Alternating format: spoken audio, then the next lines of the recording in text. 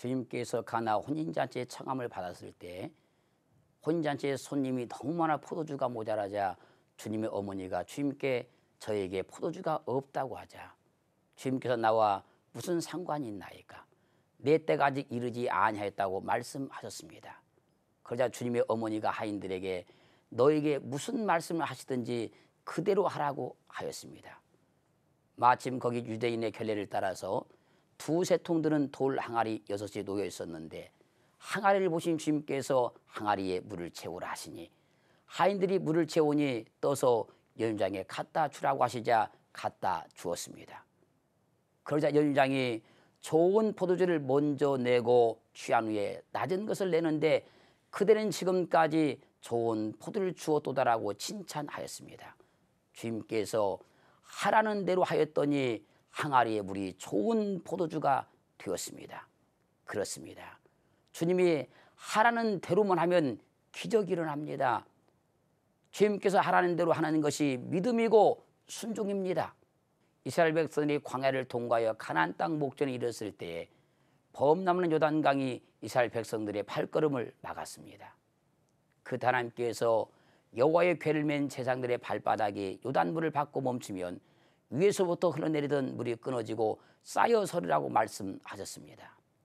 이 말씀을 듣고 제사장들이 법궤를 메고 요단강을 밟기에 나가니 그때가 모맥을 거두는 시기여서 요단강이 범람하고 있었습니다. 제사장들이 하나님께서 하라는 대로 법궤를 메고 요단강을 밟자 위에서부터 흘러내리던 물이 거짓말같이 끊어졌습니다. 어떤 문제도 어떤 장벽도 하나님께서 하라는 대로만 하면 즉시 해결됩니다. 이스라엘 백성들이 요단강을 건너 가나안 땅에 들어가자 거대한 여리고성이 이스라엘 백성들의 발걸음을 막았습니다.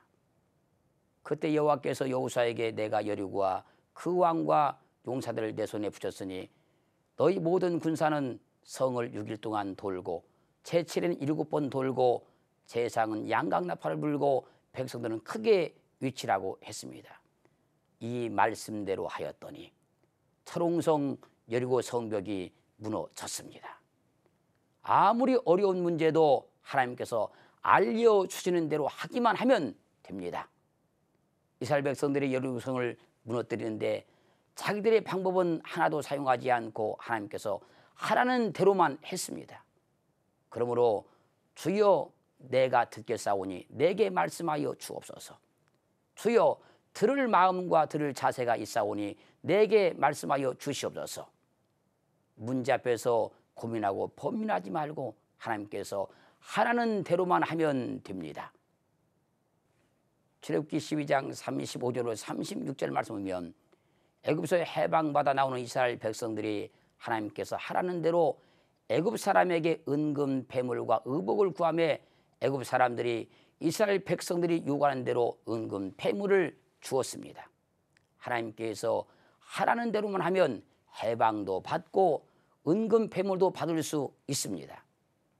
하나님께서 하라는 대로만 하면 안 될 것 같아도 되고 불가능한 게 보여도 됩니다.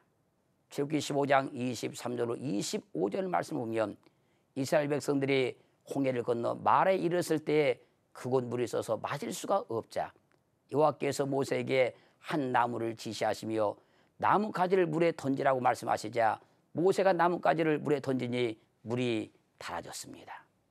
모세가 하나님께서 하라는 대로 나뭇가지를 던져 쓴물이 단물이 되게 만들었습니다.